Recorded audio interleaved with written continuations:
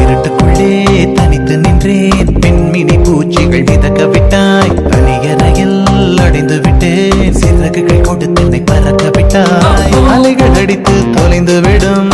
தீவை போல மாட்டிக்கொண்டே,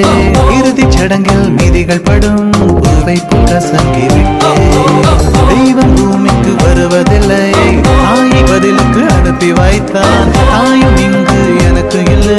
எனக்கு ஒரு தாயை அவன் உருவில் தந்து விட்டான். தோழியா என் காதலியா யாரடி என் கண்ணே, தோழியா என் காதலியா யாரடி என் கண்ணே, மடி மீது தூங்கச் சொல்கிறாய், தோள் மீது சாய்ந்து கொள்கிறாய், நெருங்கி வந்தால் நண்பன்